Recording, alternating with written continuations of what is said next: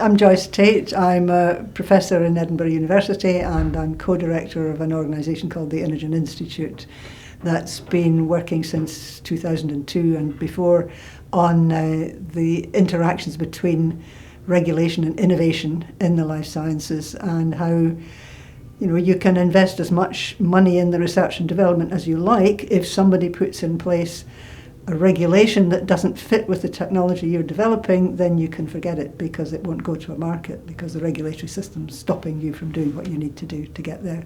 And it's not that it's stopping dangerous things from happening, it's that it's actually stopping potentially safe and useful things from happening. So we need to fix the regulatory systems. The UK government took the message that this was a problem for all innovative technologies, not just the life sciences, and has developed an ambition to become one of the leading countries internationally in adapting its regulatory systems to the needs of innovative technologies. There's quite a strong recognition in a lot of places now that our regulatory systems need to be proportionate and adaptive to the needs of innovative technologies. Yes, by all means, make sure we have safety, quality and efficacy. These are the standard requirements of any regulatory system.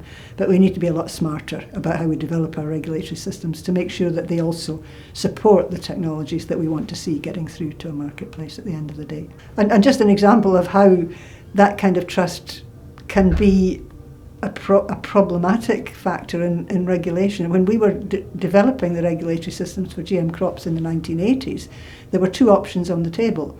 You could develop it as if it was a product of the agrochemical industry, or you could develop it as if it was a new plant variety.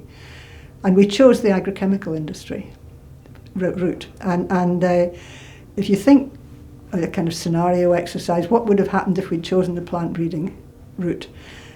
It would have been developed by the seed industry, not the agrochemical industry. You would have had a different set of first generation crops. It wouldn't have been herbicide resistant crops. It would have been crops with nutritious and flavourful varieties that were meeting public needs, not meeting the needs of the agrochemical companies. And I think you wouldn't have had the public trust problem that you've got in Europe if you'd chosen a different regulatory system in the first place and adapted that regulatory system rather than adapting a regulatory system which was not appropriate to the technology. I think dialogue and engagement is the big answer to this. It's important to understand how you do the dialogue and engagement and when you do it. So if you do it too early, there isn't really enough to talk about because you don't really know what's going to work and what's not going to work. It's just a nice idea in somebody's head. If you do it too late, it's already out there, the news about it has got around, and somebody else will probably have shaped the technology in the public mind before you get to thinking about that. So there's a key point about just when you've finished the research and development stage and you're moving into industrial application, just at that point is when you need to start thinking about this seriously. And we're currently developing with the British Standards Institute a standard for responsible innovation, which will guide companies on how to do that kind of stakeholder engagement and how to develop their products in a way that are demonstrably responsible in the sense of what the public would like to see if they're asking you to be responsible. So we're a little bit into that project at the moment. It'll be finished in about 9 months' time, and there should be in place a British Standards Institute publicly available standard that will help companies to do that kind of thing.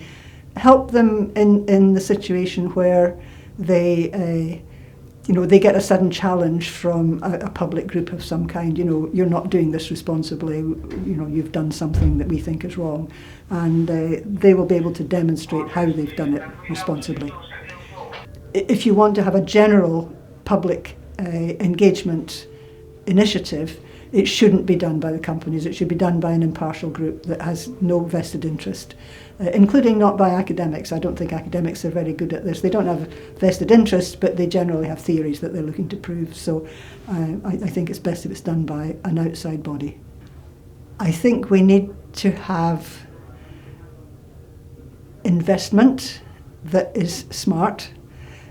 One of the things that investors don't understand is the regulatory system that will perhaps stop some of the things they're investing in. So the investors need to be educated to understand regulatory systems. And very often these investors have very powerful routes to influence governments as well, and to make sure that the regulatory systems take account of these factors.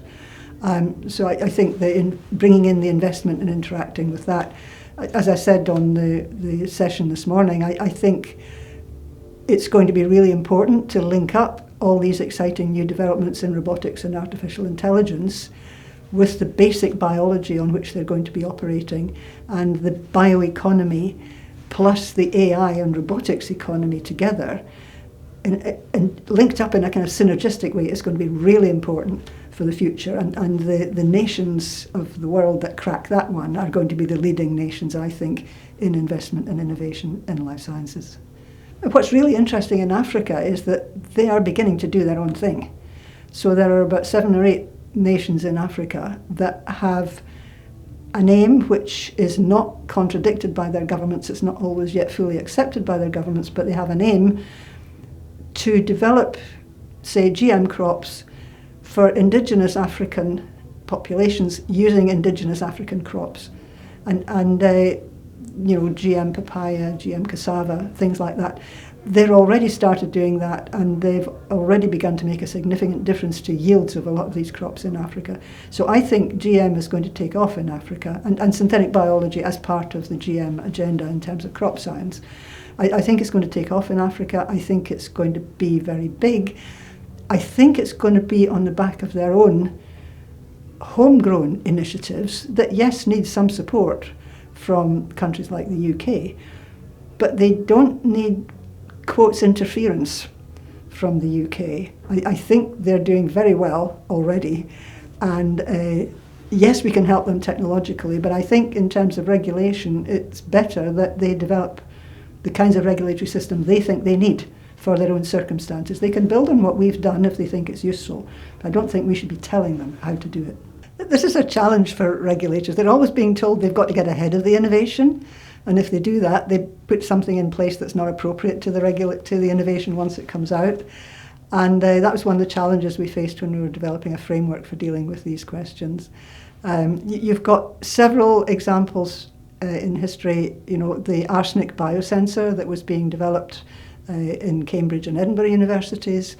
There are the devices, diagnostic devices, that are a combination of synthetic biology and artificial intelligence, and there is no regulatory home for them at the moment. It's not that there's a bad regulatory system out there that's stopping something from happening. There just isn't a regulatory system that can take them on board. And so they lie around in limbo, getting shuffled from one regulator to another, and nobody's willing to take them on board. So what we suggested was that where you've got something like that, you don't start with a regulatory system, you start with a standard. And you use standards and guidelines to keep the technology safe while it's going through its earlier stages of development. And you develop the regulatory system in tandem with the development of the science and technology. I think that's a much more robust way to deal with these kind of really innovative, disruptive technologies that really don't have a regulatory system in place when they start.